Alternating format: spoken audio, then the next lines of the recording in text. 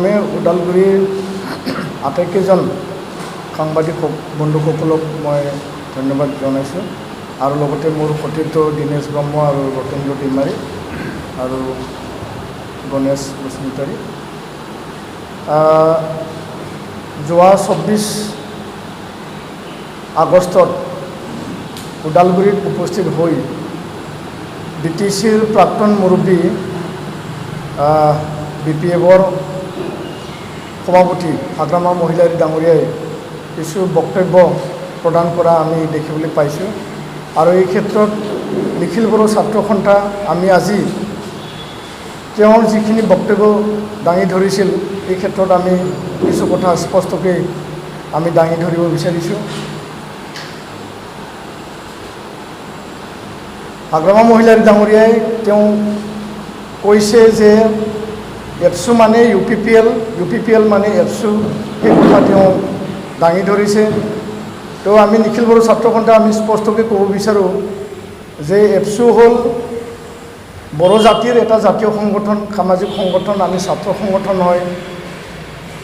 এপছুৰ দীঘলীয়া এটা ইতিহাস আছে, সংগ্ৰামী সংগঠন হিচাপে, গণতান্ত্ৰিক শান্তিপূৰ্ণ সংগ্ৰাম কৰা সংগঠন হিচাপে। আৰু এই সংগঠনত প্ৰয়াত উপেন ব্ৰহ্ম ডাঙৰীয়া যাক আমি বডফা বুলি সদায় সন্মান জনাওঁ আৰু লগতে বহুখিনি আমাৰ জ্যেষ্ঠ নেতাবিলাক এই সংগঠনত সন্মান সহকাৰে বড়ো জাতি উত্তৰণৰ কাৰণে কাম কৰি গৈছে আৰু আজি তাৰিখত তেওঁ ৰাজনীতিক যি ৰং সানিব বিচাৰিছে সেই কথাক আমি ধিক্কাৰ দিছোঁ, গৰিহণা দিছোঁ আৰু তেনে মন্তব্য যাতে ভৱিষ্যতে এপছুক লৈ পেলাই যাতে তেওঁ নকৰে বা তাৰ পৰা তেওঁ যাতে বিৰত থাকে সেই কথা আমি তেওঁক সকীয়াই দিছোঁ। UPPL এটা ৰাজনৈতিক সংগঠন হয়, এইটো বিভিন্ন দল সংগঠন মিলি পেলাই UPPL দলক জন্ম দিয়া হৈছিল এটা ৰাজনৈতিক সুস্থিৰ এটা বাতাবৰণ সৃষ্টি কৰিবৰ কাৰণে বা ৰাজনৈতিকভাৱে আমাৰ যিখিনি অধিকাৰ এইটো পোৱাৰ কাৰণে। তো UPPL এটা নিজা সংবিধান আছে, এইটো ৰাজনৈতিক দল, সকলো জাতি জনগোষ্ঠীক লৈ পেলাই UPPL দল গঠন কৰা হৈছে আৰু নিখিল বড়ো ছাত্ৰ সন্থা বড়ো জাতিৰ উন্নয়ন, বড়ো জাতিৰ শিক্ষা দীক্ষা আৰ্থ সামাজিক ভূমি সকলো অধিকাৰক সামৰি পেলাই নিখিল বড়ো ছাত্ৰ সন্থাৰ জন্ম লাভ হৈছে। তো আজি তাৰিখত UPPL এইবেলি নিৰ্বাচনত নামিছে। UPPLে BTR যি BTC নিৰ্বাচন হ'বলৈ গৈ আছে তাত সক্ৰিয় ভূমিকা তেওঁলোকে 40টা সমষ্টিত প্ৰাৰ্থিত্ব আগবঢ়াইছে।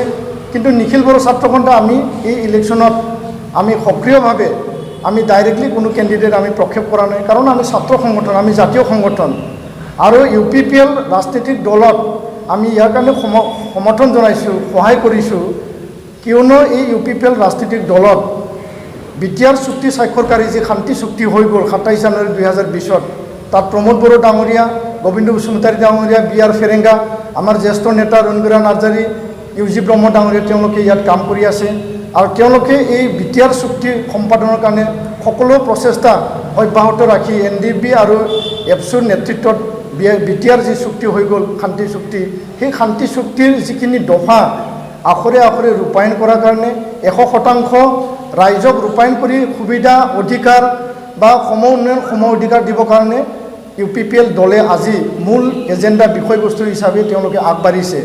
তো এপছুৰ আজি তাৰিখত শিক্ষা আৰ্থ সামাজিক সকলো দিশৰ মানে কামৰ লগতে BTR চুক্তি ৰূপায়ণ আজি তাৰিখত এপছুৰ টপ এজেণ্ডা হয়, নাম্বাৰ 1 এজেণ্ডা হয়, কাৰণ এই BTR চুক্তি ৰূপায়ণ হ'লে ইয়াত পূৰ্ণাংগভাৱে শান্তি প্ৰতিষ্ঠা হ'ব, ৰাইজৰ উন্নয়ন হ'ব, অনুষ্ঠান প্ৰতিষ্ঠান ইয়াত আহিব, অধিক অধিকাৰ অধিক সম্প্ৰসাৰণ যিহেতু BTRত আছে এইটো আমি পাবলৈ সক্ষম হ'ম। তো ইয়াৰ কাৰণে UPPL ৰাজনৈতিক দলক আমি সমৰ্থন জনাইছোঁ, এই কথা সঁচা। কিন্তু এপছু ৰাজনৈতিক দল নহয়, এপছু UPPL নহয় আৰু UPPL এপছু নহয় বা UPPL ছাত্ৰ সংগঠন নহয়। এই ৰাজনৈতিকভাৱে কাম কৰিবৰ কাৰণে সকলো জাতি জনগোষ্ঠীক সামৰি পেলাই ৰাজনৈতিক দল হিচাপে তেওঁলোকে এই নিৰ্বাচনত তেওঁলোকে আগভাগ লৈছে আৰু পৰিৱৰ্তনৰ কাৰণে BTR চুক্তিৰ কাৰণে ভাল প্ৰশাসনৰ কাৰণে তেওঁলোকে শ্লোগান দি পেলাই ৰাইজৰ সমৰ্থন তেওঁলোকে পাবলৈ সক্ষম হৈছে। তো এই যে সমৰ্থন, সেই সমৰ্থনটো দেখি হাগ্ৰামা মহিলাৰী ডাঙৰীয়া আজি হতাশাত ভুগিছে, তেওঁ ফ্ৰাষ্ট্ৰেশ্যনত ভুগিছে, যিহেতু দুটা তেওঁ যি প্ৰচেষ্টা আছিল কাৰ্যকাল 27 এপ্ৰিলত উকলি যোৱাৰ পিছত তেওঁ এলায়েন্স চৰকাৰ থকাৰ কাৰণে ৰাজ্য চৰকাৰক তেওঁলোকে আহ্বান জনাইছিল যে আমাক 6 মাহ এক্সটেনশ্যন কৰি দিব লাগে। তো ৰাজ্য চৰকাৰে বা আমাৰ মহামান্য ৰাজ্যপালে এইটো অনুমতি নিদিয়াকৈ মহামান্য যি ৰাজ্যপাল ডাঙৰীয়া তেওঁ সাংবিধানিক মুৰব্বী হিচাপে সাংবিধানিকভাৱে তেওঁ 6 মাহ কাৰ্যকাল বৃদ্ধি নকৰাকৈ নিজৰ অধীনত ৰাজ্যপাল শাসন আনিছে। আৰু এইটো চৰকাৰ উকলি যোৱাৰ পিছত চৰকাৰ হেৰুৱাৰ পিছত তেওঁ হতাশাত ভুগিল। দ্বিতীয় হতাশাত ভুগিল যে তেওঁলোকে কৈ আছিল ৰাইজক আৰু নিজৰ কৰ্মকৰ্তাসকলক কৈ আছিল যে আমি মহামান্য আদালতত যাম, হাইকোৰ্টত যাম, তাতে আমি 6 মাহ আমাৰ মহামান্য আদালতে আমাক 6 মাহ এক্সটেনশ্যন দিব, আপোনালোকে ধৈৰ্য ধৰক। আৰু 1-1.5 মাহ পিছত ইয়াৰো ৰিজাল্ট আহিল। মহামান্য যি আদালত আছে হাইকোৰ্ট তেওঁলোকে ৰায়দান দিলে যে কোনো কাৰণত 6 মাহ বৃদ্ধি কৰা নহয়, ৰাজ্যপাল শাসন অবৈধ নহয়, ই বৈধ হয় আৰু এইটো সাংবিধানিকভাৱে কৰা হৈছে। তাৰপিছত তেওঁ কোৱাৰ্টাৰ ফাইনেল ছেমি ফাইনেল তেওঁলোকে হাৰিছে আৰু এতিয়া ফাইনেল খেলিবলৈ গৈ আছে। যি দলে কোৱাৰ্টাৰ ফাইনেল ছেমি ফাইনেলত হাৰে ই আৰু কি ফাইনেল খেলিব, কাৰণ 2টা খেল তেওঁ অলৰেডি হাৰিল। তো এই 2টা যিখিনি খেল তাত হাৰাৰ কাৰণে সি আজি হতাশাত ভুগি পেলাই এপছুক টাৰ্গেট কৰি পেলাই তেওঁ বক্তব্য প্ৰদান কৰিছে। ৰাজনৈতিক দলে আন ৰাজনৈতিক দলত বক্তব্য প্ৰদান কৰা, তেওঁলোকৰ তৰ্ক বিতৰ্ক কৰা, তেওঁলোকে ডিবেট কৰা, তেওঁলোকে যুক্তি আৰ্গুমেণ্ট দিয়া, এইবিলাক কথা ৰাজনৈতিক যি ডেমক্ৰেচি গণতান্ত্ৰিক দেশত এইবিলাক চলে, নিৰ্বাচনৰ সময় এইবিলাক চলে। ইয়াত আমাৰ ক'ব লগা নাই। BPFে UPPLক ক'ব, UPPLে BPFক ক'ব বা অন্য দলবিলাককো ক'ব, তাত আমাৰ ক'ব লগা নাই। এপছুৰ ইয়াত কোনো বক্তব্য প্ৰদান কৰিব লগা নাই। কিন্তু ৰাজনৈতিক দলৰ লগত এপছুক সামৰি পেলাই যিবিলাক বক্তব্য প্ৰদান কৰিছে, কাৰণ আমাৰ সেই সংগঠনৰ এটা মৰ্যাদা আছে আৰু হাগ্ৰামা মহিলাৰ এই মৰ্যাদাটো তেওঁ জানে, কিন্তু তেওঁ উদ্দেশ্য প্ৰণোদিত হৈ পেলাই আমাক টাৰ্গেট কৰি ৰাজনৈতিক ক্ষেত্ৰত লাভালাভ পাব এই কথাটো ভাবি পেলাই তেওঁ কৈছে। তেওঁৰ কথাত কোনো নতুনত্ব নাই, তেওঁ কোনো নতুন প্ৰতিশ্ৰুতি নতুন এজেণ্ডা লৈ পেলাই যিহেতু কোনো কথা আজি তাৰিখত তেওঁ পলিচি নাই, তেওঁ যিহেতু প্ৰতিশ্ৰুতি ৰাইজক দিব নোৱাৰে, সেইকাৰণে তেওঁ আজি তাৰিখত এই হতাশাত ভুগি এইবিলাক কথা কৈছে। দ্বিতীয় কথাটো হ'ল যে BTR চুক্তি ভেলুলেছ বুলি কৈছে তেওঁ। BTR চুক্তি স্বাক্ষৰ কৰাৰ সময়ত সন্মানীয় গৃহমন্ত্ৰী ডাঙৰীয়া অমিত শ্বাহৰ লগত তেওঁ উইটনেছ হিচাপে সাক্ষী হিচাপে আছিল। আৰু তেতিয়া চুক্তি হোৱাৰ পিছত বাহিৰত তেওঁ ওলাই পেলাই কৈছে যে BTR চুক্তি আটাইতকৈ উন্নত মানৰ চুক্তি আৰু এই চুক্তি সন্মানজনক চুক্তি। সেই চুক্তি যদি ৰূপায়ণ হয় আখৰে আখৰে, তেতিয়াহ'লে আমি এটা পূৰ্ণাংগ এটা যিখিনি অধিকাৰ পাব লাগে সেই অধিকাৰখিনি আমি পাই যাম আৰু BTCতকৈ BTR অধিক ক্ষমতাশালী বুলি তেওঁ বক্তব্য প্ৰদান কৰিছিল। কোকৰাঝাৰত 3 দিন পিছত আহি ক'লে যে BTR চুক্তিৰ একো লাভ নাই, BTR চুক্তিৰ একো তাত বিষয়বস্তুবিলাক নাই, সেই কথাটো তেওঁ বক্তব্য প্ৰদান কৰিছে। তো আজি তাৰিখত BTR চুক্তিৰ দ্বাৰা এই BTR অঞ্চলত বসবাস কৰা যি 32 লক্ষ জনসাধাৰণ তেওঁলোকে অধিক ক্ষমতা পাবলৈ সক্ষম হৈছে। আজি এই চুক্তিৰ যোগেদি এটা কমিশ্যন গঠন কৰা হ'ব। সেই কমিশ্যনত আমি বিচৰা ধৰণে বড়ো অধ্যুষিত অঞ্চল শোণিতপুৰ আৰু বিশ্বনাথৰ বড়ো অধ্যুষিত অঞ্চলৰ ইয়াতে অন্তৰ্ভুক্ত হ'ব। লগতে আমাৰ দক্ষিণ প্ৰান্তত থকা যিখিনি বড়ো অধ্যুষিত অঞ্চল এইটো আহিব। ইয়াত এটা দফা সংযোজন কৰা হৈছে। ইয়াত বড়ো অনাবড়ো এটা পৰিৱেশ আছিল, কাৰণ হাগ্ৰামা মহিলাৰীয়ে ভালকৈ শাসন কৰিব জনা নাছিল। তেওঁ ৰাইজক যেনেকুৱা বৈষম্য কৰিলে যে 10খন গাঁৱত যদি আমাৰ মাইনৰিটি থাকে বা কোচ ৰাজবংশী থাকে বা অসমীয়া বা কোনোবা আদিবাসী চাউতল থাকে, এখন গাঁও তাত যদি বড়ো থাকে তাতে VCDC চেয়াৰমেনটো বড়ো বনাই দিছিল। সেই বৈষম্যটো তেওঁ কৰি আহিছে। চাকৰি বাকৰি নিয়োগৰ ক্ষেত্ৰতো সি বৈষম্য কৰিছে, যাৰ কাৰণে হীৰা খৰিনাৰ নেতৃত্বত, যোগেশ কলিতাৰ নেতৃত্বত বড়ো অনাবড়ো সৃষ্টি হৈছে। হয়, ইয়াতে আন্দোলন আছিল, বড়ো আন্দোলন, সুকীয়া ৰাজ্যৰ কাৰণে আন্দোলন আছিল, সশস্ত্ৰ সংগ্ৰাম আছিল। সেই সশস্ত্ৰ সংগ্ৰাম আৰু আন্দোলনক কিছুমানে বেয়া পাই বড়ো অনাবড়ো এটা ৰাজনীতি তাত তৈয়াৰ কৰিছিল। তো এই ক্ষেত্ৰত এইটো এটা পৰিৱেশ আছিল। কিন্তু BTR চুক্তি হোৱাৰ পিছত এই বড়ো অনাবড়ো পৰিৱেশ এতিয়া নাই। এতিয়া ইয়াতে পূৰ্ণাংগ শান্তি স্থাপন হৈছে আৰু এই যিবিলাকে গাঁও কৰ্তন কৰিব লাগে বুলি কৈছিল, BTC বাতিল কৰিব লাগে বুলি কৈছিল, সেই অঞ্চলটো সেই ৰাইজে আচলতে কি বিচাৰে, আচলতে তেওঁলোকে কৰ্তন বিচাৰে নেকি, সেই কথাটোলৈ মনত ৰাখি ৰাজ্য চৰকাৰ কেন্দ্ৰীয় চৰকাৰে এটা দফা ৰাখিছে যে যদি কোনোবা বিচাৰে কমিশ্যনক তেওঁলোকে আপত্তি কৰিব পাৰে, দৰখাস্ত কৰিব পাৰে। এইটো বিবেচনা কৰি পেলাই তেওঁলোকে গাঁও কৰ্তন কৰা যোগ্য না অযোগ্য বা কৰ্তন কৰা উচিত না অনুচিত সেই কথাটো চাব। কোনোবা বিচাৰিলে কৰ্তন কৰিব, কোনোবা নিবিচাৰিলেও কৰ্তন কৰিব, এই কথা কেতিয়াও হ'ব নোৱাৰে।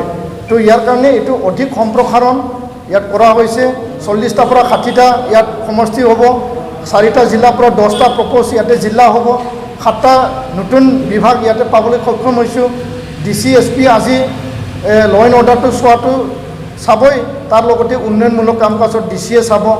SP আৰু DC যিখিনি নিয়োগ আৰু বদলীকৰণ তাত অলপ ক্ষমতা যিখিনি গৃহ বিভাগত আছিল এইটো আমাক অধীনত দিয়া হৈছে কিছু আংশিকভাৱে। আৰু লগতে ফাইনেন্সটো আৰ্টিকল 280 যোনটো আমি কৈ আছিল যে ডাইৰেক্ট ফাণ্ডিং লাগে, আৰ্টিকল 280 এমেণ্ডমেণ্ট কৰি পেলাই সংশোধন কৰি পেলাই ভাৰত চৰকাৰৰ পৰা BTRত ডাইৰেক্ট ফাণ্ডিং হ'ব। ইয়াৰ লগতে আপোনাৰ ভিলেজ কাউন্সিল যোনটো VCDC তাত ডাইৰেক্ট ফাণ্ডিং হ'ব, মিউনিচিপাল কাউন্সিল তাত ডাইৰেক্ট ফাণ্ডিং হ'ব। সেইটো কৰিবলৈ এইটো ৰূপায়ণ হ'ব লাগিব। তাৰ লগতে 5 বছৰত 100 কোটিকৈ 500 কোটি BTCয়ে এই চুক্তিৰ সময়ত পাইছিল আৰু আজিৰ তাৰিখত আমি পাবলৈ সক্ষম হৈছোঁ 3 বছৰত 1500 কোটি টকা, বছৰত 500কৈ 1500 কোটি টকা, কেন্দ্ৰীয় চৰকাৰৰ 250 আৰু ৰাজ্য চৰকাৰৰ 250। তো এইটো মূল যি মতা বিষয় সেই মতা বিষয়বিলাক এইবিলাক আছে। তো তাৰ বাদেও এখন ৰাজ্যৰ সমপৰ্যায়ত যিখিনি শিক্ষা অনুষ্ঠান প্ৰতিষ্ঠান কাৰিকৰী অনুষ্ঠান আমি পাবলৈ সক্ষম হৈছোঁ, সেই দিশটো যদি চাবলৈ যায় BTR আমি মিজোৰামৰ দ্বিতীয় শান্তিপ্ৰিয় এটা অঞ্চল হিচাপে এতিয়া বিবেচিত হ'বলৈ গৈ আছে। মিজোৰাম অশান্ত আছিল, লালডেঙ্গা আৰু জোৰামথাঙাৰ সৈতে সশস্ত্ৰ সংগ্ৰাম চলাইছিল, মিজোৰাম ৰাজ্য গঠন কৰা হ'ল। হয়, আমি ৰাজ্য পোৱা নাই, এইটো 6 শিডিউল আধাৰতে 6ষ্ঠ অনুসূচিত যি সংশোধিত ইয়াৰ আধাৰতে BTRটো গঠন কৰা হৈছে সাংবিধানিকভাৱে।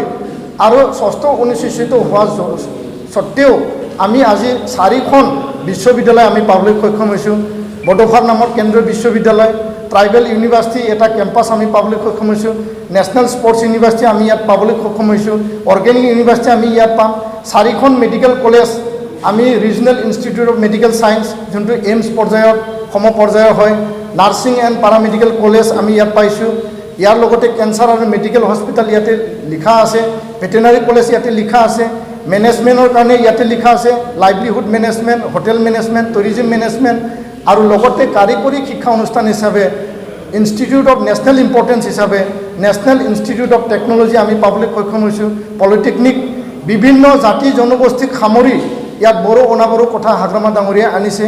ইয়াত বড়ো অনাবড়ো BTR চুক্তিৰ পিছত তেনেকুৱা কোনো বিষয়বস্তু এতিয়া বাছি নাথাকিল। যিবিলাকৰ অনাবড়ো সংগঠন কৰিছিল তেওঁলোকৰ মুখো আজি বন্ধ হৈ আছে, কাৰণ এই চুক্তিত সকলোৰে উন্নয়নমূলক কাম কাজ অধিকাৰ ক্ষমতা ইয়াত দিয়া হৈছে। আজি যিবিলাক শিক্ষা অনুষ্ঠান এইবিলাক বড়ো নামত লিখি অনা নাই, তাত মাত্ৰ 10,000 20,000 ছাত্ৰ ছাত্ৰী বড়ো মাত্ৰত পঢ়িব এনেকুৱা নহয়। এইটো ৰাষ্ট্ৰীয় পৰ্যায় ৰাজ্যিক পৰ্যায়ত যেনেকুৱা নিয়ম আছে, ৰিজাৰ্ভেশ্যন পলিচি আছে, এনেকুৱাই চলিব। তাতে যিখিনি নিয়োগ এপইণ্টমেণ্ট হ'ব, ঝাৰুৱালা, চাফাইৱালা, কেৰাণী, চকীদাৰ পৰা প্ৰফেচাৰ, ডাক্তৰ, ইঞ্জিনিয়াৰ সকলো ৰিজাৰ্ভেশ্যন পলিচি মতেদি পাব। তো তাত ক'ত বড়ো আৰু অনাবড়োৰ কাৰণে তাত ভাগ কৰা আছে। আজিৰ তাৰিখত এই চুক্তিত ডক্টৰ ভূপেন হাজৰিকাৰ নামত অনুষ্ঠান ৰখা হৈছে, বিৰছা মুণ্ডাৰ নামত চান্তাল আদিবাসীৰ কাৰণে অনুষ্ঠান ৰখা হৈছে, গোৰ্খাসকলৰ কাৰণে গোৰ্খা ভৱন ৰখা হৈছে, আৰু বীৰ চিলাৰায়ৰ নামত কোচ ৰাজবংশী জাতিক সন্মান কৰি পেলাই ইয়াত অনুষ্ঠান ৰখা হৈছে। আৰু সকলো অনুষ্ঠান প্ৰতিষ্ঠান ইয়াতে সংযোজিত কৰি পেলাই ইয়াত যে জাতি জনগোষ্ঠী বসবাস কৰি আছে, ইয়াত যে খালি বড়ো নাই, ইয়াত যে খালি ট্ৰাইবেল নাই, নন ট্ৰাইবেলো আছে, সকলোকে সামৰি পেলাই এই ব্যৱস্থাটো ইয়াতে কৰা হৈছে। তো আমি ইয়াত কোনো এটা এনেকুৱা বিষয়বস্তু দেখা নাই য'ত নেকি ইয়াতে বড়োকহে অধিক ক্ষমতা দিব, নন বড়োক অধিক ক্ষমতা নিদিব।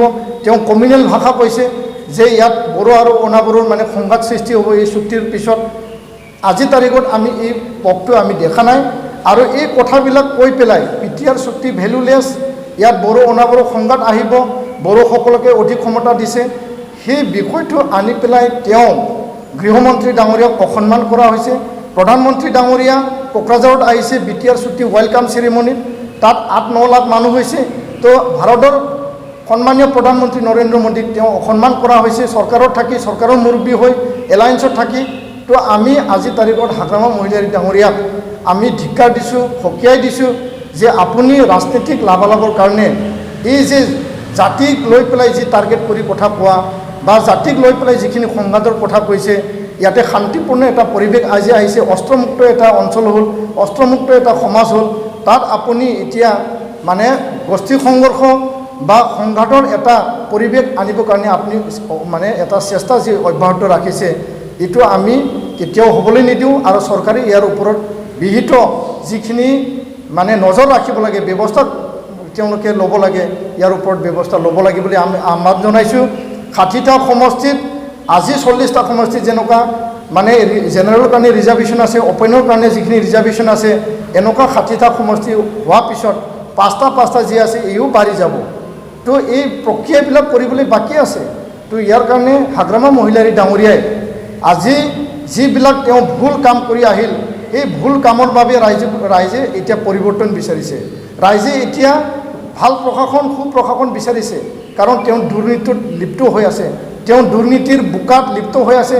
তেওঁলোকৰ দল দুৰ্নীতিৰ দল হিচাপে এতিয়া পৰিগণিত হৈছে, দুৰ্নীতিৰ দল হিচাপে এতিয়া ৰাইজে তেওঁলোকক জানে, কাৰণ 17 বছৰত দুৰ্নীতিৰ বোকাত তেওঁলোকে লুতুৰি পুতুৰি হৈ আছে।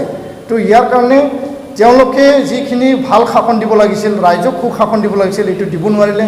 তেওঁলোকৰ বৈষম্যমূলক আচৰণ, বৈষম্যমূলক নীতিৰ কাৰণে আজি বড়ো অনাবড়োৰ যি সৃষ্টি, সেই সৃষ্টিৰ সেই জন্মৰ মূল কাৰণ বুলি আমি ক'ব বিচাৰোঁ। তো ইয়াৰ কাৰণে আহি থকা সময়ত হাগ্ৰামা মহিলাৰী ডাঙৰীয়াই ৰাজনৈতিক পথাৰত যিবিলাক কথা কৈ পেলাই নামিব লাগে, তাত আমাৰ একো ক'ব লগা নাই। কিন্তু এপচুক টানি আনি, বড়ো অনাবড়োক টানি আনি, বিটিআৰ চুক্তিক টানি আনি যিবিলাক কথা তেওঁ মন্তব্য প্ৰদান কৰিছে, সেই মন্তব্যবিলাক আমাৰ এই অঞ্চলৰ কাৰণে এইটো কেতিয়াও ভাল হ'ব নোৱাৰে, মংগলজনক হ'ব নোৱাৰে। আৰু ইয়াৰ কাৰণে আমি এটা স্পষ্ট কথা আমি দাঙি ধৰিব বিচাৰিছোঁ। মাটি বাৰীক লৈ আজি বহু মানে ভুৱা প্ৰচাৰ চলিছে, অপপ্ৰচাৰ চলিছে যে বিটিআৰ হোৱাৰ পিছত এপচু আৰু UPPL মানে মিলি মানে নন বড়ো নন ট্ৰাইবেল মানুহখিনিক মানে তালি টোপলা বান্ধি ইয়াৰ পৰা খেদি দিয়া হ'ব, ভূমি কাঢ়ি লোৱা হ'ব, এপচুৱে কাঢ়ি ল'ব, UPPL চৰকাৰ আহিলে কাঢ়ি ল'ব, প্ৰমোদ বড়ো চৰকাৰ আহিলে কাঢ়ি ল'ব, সেই কথাবিলাক কোৱা হৈছে। তো নিখিল বড়ো ছাত্ৰ সন্থা এই মাটি বাৰী সংক্ৰান্তত আমি স্পষ্টভাৱে আমি ক'ব বিচাৰোঁ যে বিটিআৰ চুক্তিত ভূমি লৈ, মাটি বাৰীক লৈ ভূমি সংক্ৰান্তত কোনো ইয়াতে দফাত সংযোজিত কৰা নাই, নতুন কথা একো লিখা নাই। হয়, ইয়াত মাটিৰ কথা লিখা আছে, কিন্তু বিটিআৰ অঞ্চলত মাটি বাৰীক লৈ ইয়াতে লিখা নাই। বিটিআৰৰ বাহিৰত বসবাস কৰা যিবিলাক ট্ৰাইবেল মানুহ, নন ট্ৰাইবেল যিখিনি মানে চেডেল মানে বেল্ট এণ্ড ব্লক এৰিয়াৰ যিবিলাক অঞ্চলত তেওঁলোকে বসবাস কৰি আছে, সেই বেল্ট এণ্ড ব্লকৰ বাহিৰত থকা ট্ৰাইবেল মানুহৰ মাটিহে ছিকিউৰ্ড, সুৰক্ষিত কৰিব লাগে বুলি তাত লিখা আছে। যেনেকুৱা হৰিশংকৰ ব্ৰহ্ম কমিটিয়ে এইটো ৰিকমেণ্ডেশ্যন দিছিল। তো BTC চুক্তিৰ 6ষ্ঠ অনুসূচিত ইয়াৰ আধাৰত বিটিআৰ চুক্তি আৰু ইয়াৰ আধাৰতে মাটিৰ অধিকাৰ 2003লৈকে যিবিলাক মানুহ, সি বড়ো হওক, কোচ ৰাজবংশী হওক, চান্তাল, আদিবাসী, মুছলিম, কোনোবা মানে অসমীয়া, ৰাভা, গাৰো, যেনেকুৱা যি সম্প্ৰদায়ৰে হওক, যেনেকুৱা যি মাটিয়ে নহওক কিয়, সেই মাটিবিলাক 2003লৈকে সুৰক্ষিত হৈ আছে। 2003 পিছত তেওঁলোকৰ পৰিয়াল বংশ বৃদ্ধি হৈছে, ল'ৰা ছোৱালী জন্ম হৈছে, মা দেউতাৰ মানে তেওঁলোকে এই অধিকাৰটো মা দেউতাৰ পৰা তেওঁলোকে পাব। আজি 17 বছৰত বা আহি থকা সময়তো তেওঁলোকে এই অধিকাৰটো পাব। ইয়াত মাটি বাৰীৰ ক্ষেত্ৰত কোনো BTCয়ে বিটিআৰে নতুন আইন বনাব নোৱাৰে। ইয়াৰ কাৰণে আইন বনাব নোৱাৰে, এইটো পিয়'ৰ 6 শিডিউল নহয়, এইটো এমেণ্ডেড 6 শিডিউল। ইয়াত মাত্ৰ বড়ো বা ট্ৰাইবেল নাই, ইয়াত নন ট্ৰাইবেল মানুহ ইয়াত বসবাস কৰি আছে। তো ইয়াৰ কাৰণে ট্ৰাইবেল নন ট্ৰাইবেল একেলগে আমি ইয়াত থাকি ৰাইজৰ উন্নয়নৰ কাৰণে, এই অঞ্চলৰ জনসাধাৰণৰ উন্নয়নৰ কাৰণে, সেই অঞ্চলটো আমি উন্নত অঞ্চল হিচাপে লৈ যোৱাৰ কাৰণে আমি চবেই কাম কৰি আছোঁ। তো মাটি বাৰীৰ ক্ষেত্ৰত কোনো জাতি জনগোষ্ঠীক খেদি পঠোৱা, কোনো জাতি জনগোষ্ঠীৰ মাটি কাঢ়ি লোৱা বিটিআৰত কাৰো অধিকাৰ নাই। নতুন চৰকাৰ আহিলেও তাৰো অধিকাৰ নাই। কোনোবা যদি আইন বনাব বিচাৰে, এই আইনটো বনাব নোৱাৰে। অসম চৰকাৰে সংবিধানে ইয়াক এলাও নকৰে, কাৰণ এইটো এগৰ অধীনতে আছে। আৰু লগতে এনেকুৱা আইন বনাৰ কাৰণে কাৰো অধিকাৰ নাই, কাৰণ আমি কৈছোঁ, আমি ৰাইজক স্পষ্ট মানে প্ৰকাৰে আমি দাঙি ধৰিছোঁ যে বহু মানুহৰ মাটি বাৰীৰ সমস্যা এতিয়ালৈকে সমাধান হোৱা নাই। এজন আলিয়ে এজন হুচেইনৰ পৰা মাটি কিনিব পাৰে, এজন দাসে এজন কলিতাৰ পৰা মাটি কিনিব পাৰে, সেই মাটি কিয় ট্ৰান্সফাৰ নহ'ব? 17 বছৰত কিয় এইটো পেণ্ডিং কৰি ৰখা হ'ল? এজন চৌহানে এজন মানে হৰিজনৰ পৰা মাটি কিনিব পাৰে, এজন বড়োৱে এজন বসুমতাৰীৰ পৰা মাটি কিনিব পাৰে, ট্ৰাইবেলৰ মাটি কিনিব, বেচিব, ল'ব, সেইবিলাক কিয় সমস্যা সমাধান কৰা নহ'ল? সেই কথাবিলাক হাগ্ৰামা মহিলাৰী ডাঙৰীয়া 17 বছৰ নকৰিল, কিন্তু তেওঁ 2017-18 এটা আইন তেওঁ বনাইছিল। ভুলক্ৰমে তেওঁ মোৰ ভুল হোৱা বুলি তেওঁ পিছত স্বীকাৰ কৰিছে, যে তেওঁ কৈছে যে এই অঞ্চলত বসবাস কৰা খালি ট্ৰাইবেলৰহে মাটিৰ অধিকাৰ থাকিব। পিছত আমাৰ গোৰ্খা ভাইসকল, কোচ ৰাজবংশী, চাওতাল আদিবাসীসকল যেতিয়া জাঙৰ খাই উঠিল, তেতিয়া তেওঁ ক'লে যে মোৰ ACS অফিচাৰে, মোৰ ছেক্ৰেটাৰীহে এইটো ভুল হিচাপে টাইপ কৰিছিল, এইটো ভুল হৈ গ'ল, আপোনালোকে ক্ষমা দিয়ক বুলি কৈছে। তো হাগ্ৰামা মহিলাৰীৰহে এইবিলাক উদ্দেশ্য আছে। তো নিখিল বড়ো ছাত্ৰ সন্থা কৈছোঁ, মাটি বাৰী সমস্যা, গৰাখহনীয়া, বানপানীত মাটিবিলাক যা গ'ল, বিভিন্ন ৰাইডত ডিছপ্লেচমেণ্ট হৈ গ'ল, মাটি বাৰী নাইকিয়া হৈ গ'ল, সেই ভূমিহীন মানুহবিলাকক মাটি বাৰী দিয়াৰ কাৰণে BTR চৰকাৰে দায়িত্ব লওক, সেই কথাকে আমি কৈছোঁ। মাটি বাৰী যিমান সমস্যা আছে এইটো সমাধান কৰক, সেই কথাকে আমি কৈছোঁ। তো ইয়াৰ কাৰণে আজিৰ তাৰিখত আমি স্পষ্ট কৰিছোঁ যে হাগ্ৰামা মহিলাৰী ডাঙৰীয়া যিবিলাক বক্তব্য প্ৰদান কৰিছে, সেই বক্তব্য কোনো যুক্তিযুক্ততা নাই। তেওঁ এই হতাশাত ভুগি পেলাই এই বক্তব্যবিলাক প্ৰদান কৰিছে।